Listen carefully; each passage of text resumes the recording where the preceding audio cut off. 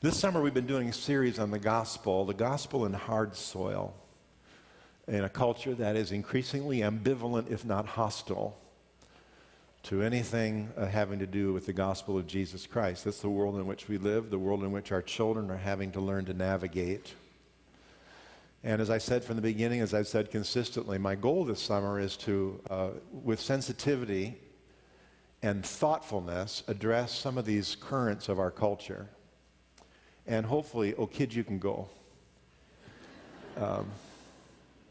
And hopefully provide you with some foundation by which you can become articulate with people where you live, work, and play, with gentleness and respect, which is in short supply today. Don't you think? In public dialogue, gentleness and respect is in such short supply. And Christians, followers of Christ, by all means, should lead the world in gentleness and respect. And yet we are anchored in truth, which is timeless. And so this is a very important series. And I'm done today with the series. Linda and I will be leaving Tuesday to sit in a boat for 2 weeks in Minnesota. I have my hip waders on underneath my pants. And Chaplain Ron Capico will be bringing the message next Sunday morning, and Dr. Darrell Hill will be preaching the week after that, and I'm thankful for their ministry, and they will feed you well. Today's theme is based on this scripture all through the summer, where Paul says, I am not ashamed of the gospel. Romans 1:16, it is the power of God for the salvation of all who believe. And what a wonderful promise. And today's focus is the gospel of purity in an age of pleasure. We live in an unusual world. And a week ago I talked about the gospel of power in an age of technology. We live in a very unusual world in which we have access today to entertainment, amusement, affluence, discretionary time and money, and we mastered the art of convenience. There's no place, no time in the history of the human race that matches what we have today. And last week I talked about the power of technology, how it affects us psychologically and spiritually, is that we now live in a world where we can live completely in a world of self-directed experience. Remember that last week? Which you can choose what stimulation you desire at anywhere, anytime. It's a very unusual thing. Never happened in the history of the world. And that opens the door to what I would call an age of pleasure. Now, pleasure is not a bad word. I like pleasure. We think of pleasure as always sinful, and it's not always the case. But a gospel of purity in an age of pleasure, that's very hard soil. And here's the way the world sees purity. Now, when I say this, my guess is that there are some of you who see it this way too. Many Christians have come to see purity as simply a denial of pleasure. Anybody been there? I remember growing up as a kid, the campground, which, by the way, the weather broke on the last day of camp. Isn't that Murphy's Law? Camp is going on this morning, and some of our people are out there. But I remember as a kid in the campground, there were all kinds of rules, and one of the rules was no having fun on Sunday. We went to church all morning. The ball field became a parking lot, so you couldn't play ball. The snack bar was closed. The buses didn't run out to Portage Lake, and you just couldn't do anything. And there were people walking around the campground who reminded you of that always. I was playing catch with my friends outside our cabin, and a man came from behind a tree and said, you boys put those ball gloves away. There's no having fun on Sunday. And so I grew up with this idea that purity was really the denial of pleasure. But as I've grown older, I realized that that man was wrong, because I think Sunday should be a day of greatest joy and true recreation in the Lord. And I also believe that purity is not the denial of pleasure. I'll give you the punchline right away. I think purity opens the door to a deep and abiding pleasure. And so that's kind of, so we can go home now. I've just given you the punchline. And I want to take your attention to the book of Leviticus. I know you love to study Leviticus. You know, we live in this world of pleasure. We know evil when we see it. We know evil when we see it. But we really don't want to go overboard because we're really not that bad. Right? And really, if you go too far, purity is just denial of pleasure. That's not just how the world sees it, but that's how a lot of church-going believers see it. Well, the Old Testament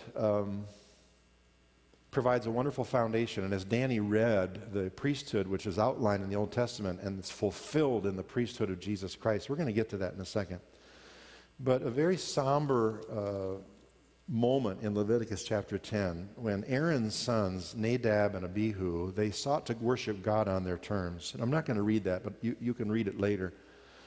They were two of sons of Aaron who were appointed as priests, and they simply chose to worship God on their own terms. You see, self-directed experience.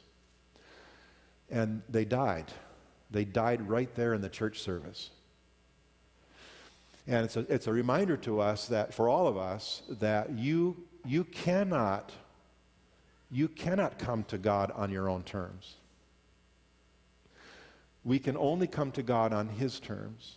And that's really not the purpose of my sermon, but I think it's important that we establish that. We can only approach a holy God on His terms. Do you believe that? But the new spirituality of America today is a self-directed spirituality. It is a self-directed experience, which by definition simply means it's a spirituality where I not only choose to approach God on my own terms, but I choose to define that God whom I approach on my own terms. Are you with me?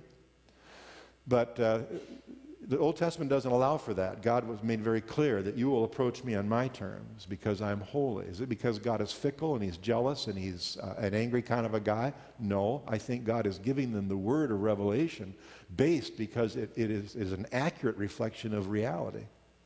Just as you and I cannot approach the sun on our own terms or we'd be incinerated, we cannot approach a holy God on our own terms or we would die. Sin cannot survive in the presence of holiness. And I think we can praise God for that, because what if God were less than holy? What if God truly were the way that many people describe Him based on their own self-directed spirituality? It would be a chaotic at best and devastating worldview. And so Aaron's sons got in trouble, which set the stage for Leviticus 16. Where God spoke to Moses after the death of the two sons of Aaron who died when they approached the Lord. And the Lord said to Moses, "You tell your brother Aaron not to come whenever he chooses into the holy place, the most holy place, behind the curtain in front of the atonement cover on the ark, or else he will die. Because I myself appear in a cloud over the atonement cover." So the two sons died, and then after that, God warns Moses, saying, I'm going to turn the screws a little bit here. Aaron cannot enter into the most holy place whenever he wants. And that opened the door in Leviticus 16 is the description of what is known as the Day of Atonement, or what is known today as Yom Kippur. One day a year, Aaron is allowed to enter the most holy place. And you could read that in the chapter 16. Now, here's really quick a picture of the tabernacle. Many of you have seen this. It's a pretty simple rendition of the tabernacle. You enter from this end, and there's the tent of meeting and the bronze altar, the laver, and then there's the holy place where the lampstand and the altar of incense are. And then behind the veil, towards the top, is the most holy place, or in other words, the Holy of Holies. No one was allowed to enter the Holy of Holies. And the high priest, God declares, will only be allowed to enter once a year. The Day of Atonement, Yom Kippur. Yom Kippur means Yom Day. Kippur means either atonement or some root words. It could mean ransom or covering. One day a year, the high priest would issue sacrifices on behalf of the sins of himself, his household, the temple, and all the people. And Yom Kippur this year is September 13. It starts on Friday night, September 13, and it ends on sundown on Saturday on the 14th. Go up a couple slides. I jumped ahead of you. Yom Kippur. It is the Sabbath of Sabbaths. And it's a 10-day period of repentance beginning with Rosh Hashanah, which is 10 days before. It'll be this fall. If you're Jewish, you'll know that. And they still remember this. It's a time of repentance and confession of sin. And Sabbath of Sabbaths, it's a day where you set aside all pleasure. You know, no media, no entertainment. You fast. You abstain from marital relations. And there are some Orthodox Jews who still practice that in preparation for this one day. And the deal was the priest would prepare, the people would prepare themselves, the priest would prepare himself. Now here's what the priest usually wore every other day. These are the priestly garments, and they're described in Exodus 39. All those things, and I'm kind of glad the dress code has changed since then. But on the Day of Atonement, they did not wear this. Most likely they wore all white, which is the next picture, and the symbol of purity. And the priest would wash himself at the temple and put on the linen undergarments, which were against the skin, and carefully dress himself. And then would take a bull and a ram and slaughter them and begin to make atonement, first for himself and his household. And so this white garment, as you can imagine, began to be covered with blood. They did it right there. Pretty graphic. And everybody came to Jerusalem and gathered to watch this. And then after that, he would wash himself again and would put on new clean linen and tunic and would make atonement for the sins for the temple and the tent of meeting and the ark. And then he would wash again a third time and make atonement for the people. And sprinkle the blood on the four corners, the horns of the altar. And then he would take 2 goats and cast lots, and the goat the lot fell to the Lord, they would sacrifice. The other goat they would set free in the wilderness and push it out of the town as a symbol of taking the sins of the people out of the community. It's an amazing involved. You should read that. If you've never read that, I would encourage you this afternoon to read that. And the thing that's amazing to me is the whole crowd was there watching with bated breath, because their atonement means be reconciled with a holy God. Their atonement, their reconciliation, their forgiveness, their acquittal depended entirely on the priest doing everything according to instruction. And the priest even washed in front of the people. He took a bath. There may have been some modesty screen. I'm glad that we don't have to do that again. But they watched with great interest.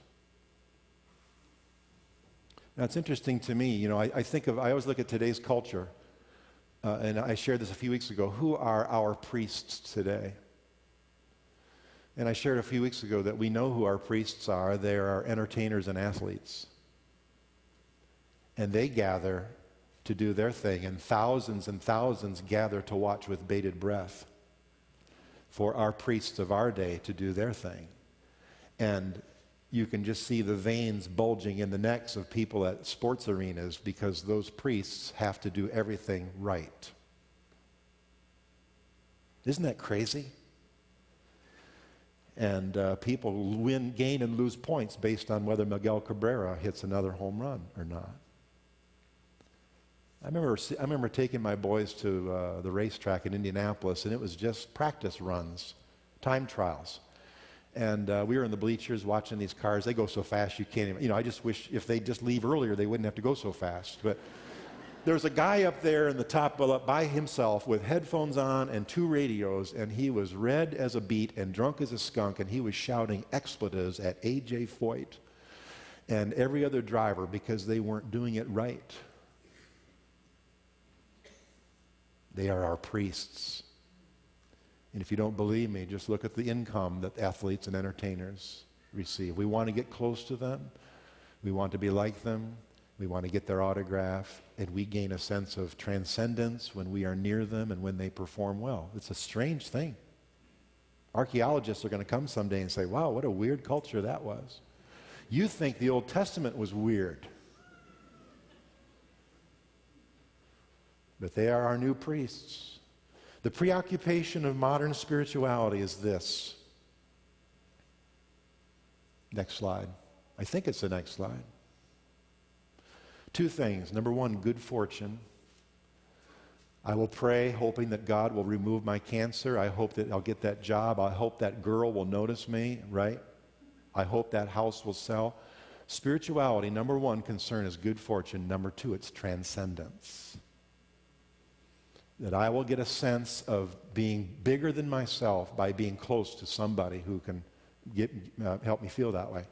That's the preoccupation of modern spirituality. It is also the preoccupation of many Christians in churches today. You'll notice that what is missing in modern spirituality is a concern for atonement.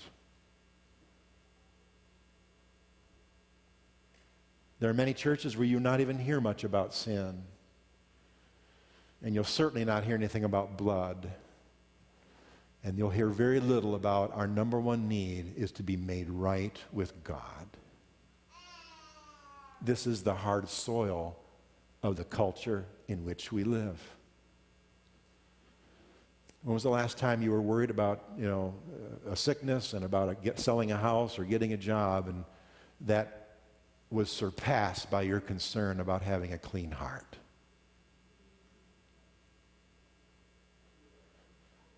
We're not concerned about atonement anymore. The gospel of purity in an age of pleasure is a fading voice receding farther and farther into the background.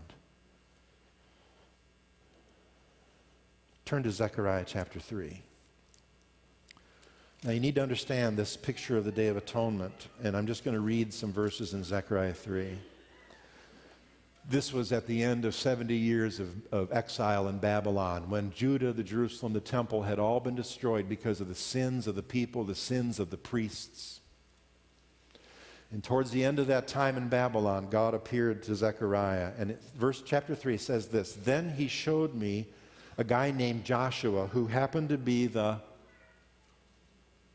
high priest, standing before the angel of the Lord. And Satan was standing at the right side of him to accuse him. That's Satan's job, by the way.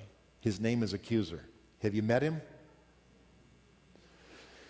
And the Lord said to Satan, Lord, rebuke you, Satan. The Lord who has chosen Jerusalem rebuke you. Is not this man, even though he's a high priest, he is just a burning stick snatched from the fire? How many of you feel like that? An insignificant, charred piece of wood that you wouldn't even notice. That's who he is. That's who you are. That's who I am.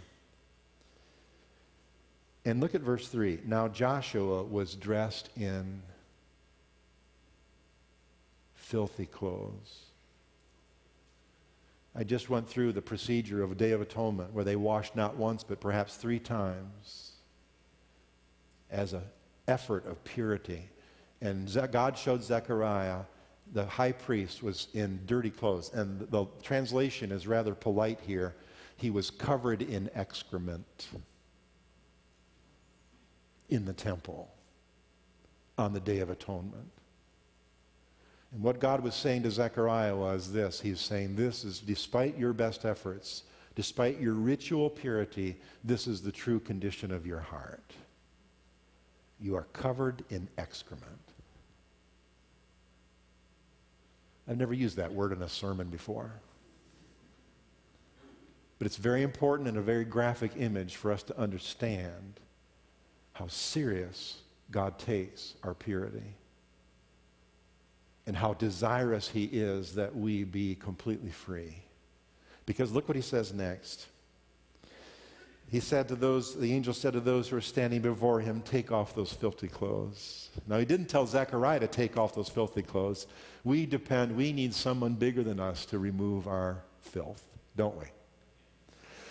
And he said to Joshua, see, I've taken away your sin, and I'm going to put rich garments on you. And then I said, put a clean turban on his head. So they put a clean turban on his head, and they clothed him while the angel of the Lord stood by. And the angel of the Lord gave this charge to Joshua.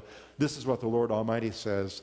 Now, having been cleansed, if you walk in my ways and keep my requirements, then you will govern my house and have charge of my courts, and I will give you a place among these standing here. I'm going to reestablish the temple. I'm going to reestablish my people. Listen, O high priest Joshua, and your associates seated before you, who are men, symbolic of things to come. This is God's word, he says. About 530 years before Christ, he said, I am going to bring my own servant, a branch, which is another word for the Messiah, the one who is to come. I'm going to bring my servant the branch, and not only a branch, a rather soft or flimsy thing. I'm going to set a stone in front of Joshua. Who's the rock?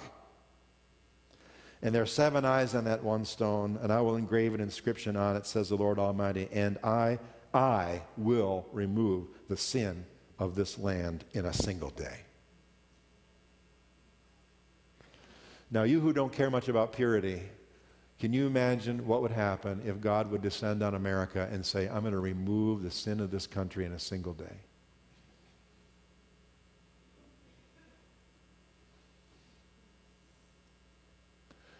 What would it be like for God just simply to descend on his church and say, I'm going to remove their sin in a single day? What would it be like for him to descend only in this place and remove the sin in this place in a single day? And wouldn't it be something if God would descend in my heart and remove the sin in my heart today? He said, I will do it. And we need someone bigger and wiser and stronger than us. Jesus is both our high priest and our sacrificial lamb. The world sees purity as the denial of pleasure. But I'm going to suggest to you this: sin actually deadens our senses. Sin deadens our ability to experience pleasure. I've shared this story before, and I've been here 10 years. You've heard every story I can say.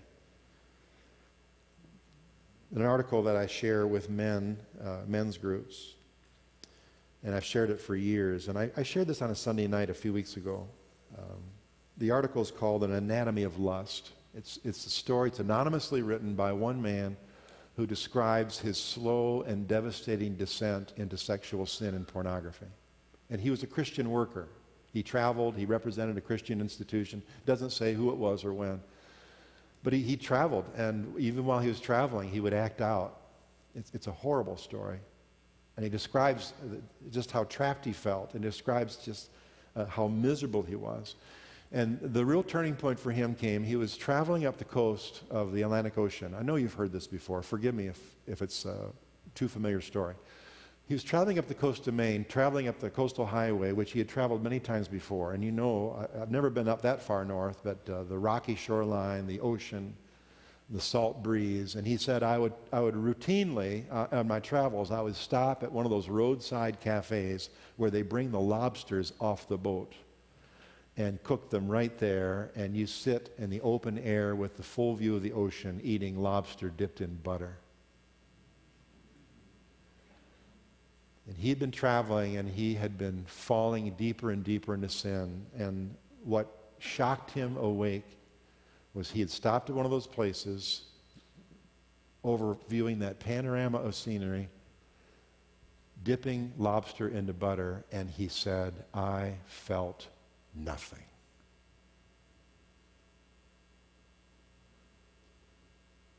And for him, it was a turning point, realizing what sin had done to him. Instead of reaching out for pleasure, which is what acting out does, you know the cycle.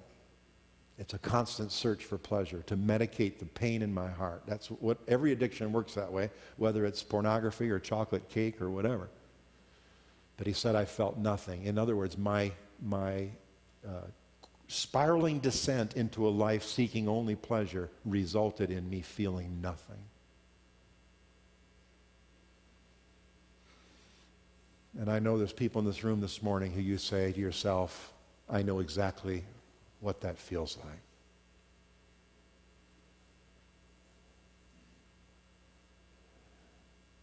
Our world would say purity is the denial of pleasure.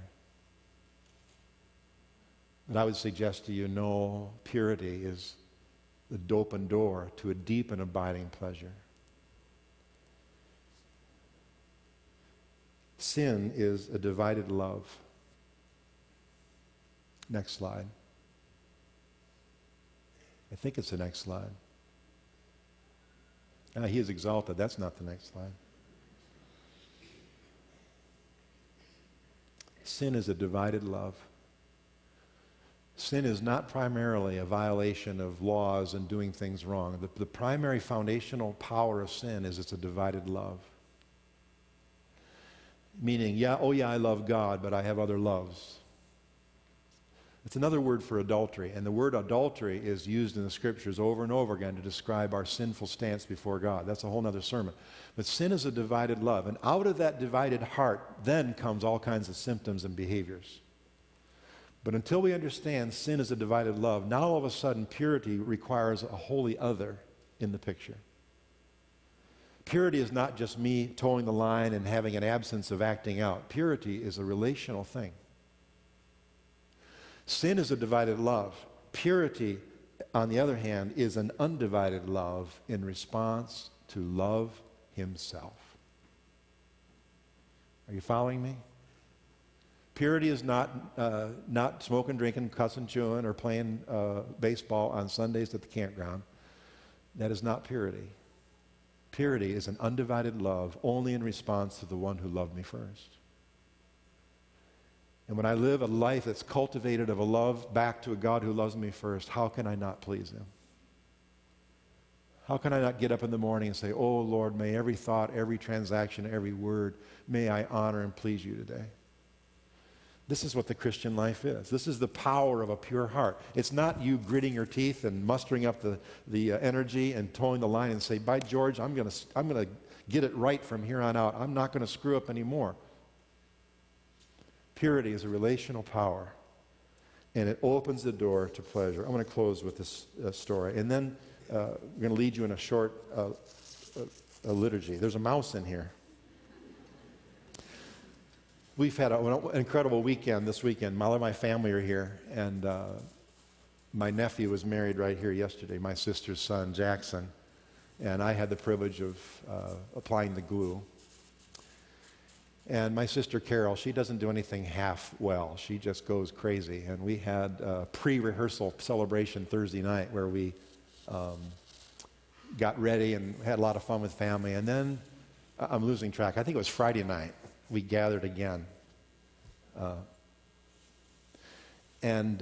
We began the evening, and Jackson and Michaela, his wife, they're married now. They're not here today. I was hoping they'd be here in church today, but they're not. They were really close. They were part of a really tight circle of friends with my son Andrew, and they were just wonderful kids. We had them in our home all the time. And it was so fun to see our kids make these amazing circles of friends at the university. And they loved each other and supported each other, and they loved Jesus. And we began this dinner Friday night, and Robert Moore-Jumonville began the prayer, and he said this. He said, Lord, you are the one who invites us to your feast. And then we had a feast. We had pulled pork and barbecued beef and chocolate cake that was this big. And then we sang and told stories and saw pictures. And then Carol had us all gather around Jackson and Michaela. And we laid hands on these two. Everybody in the room is a huge crowd of people. And we prayed God's blessing on them. And then we sang, the Lord bless you and keep you. The family. In 9-part harmony.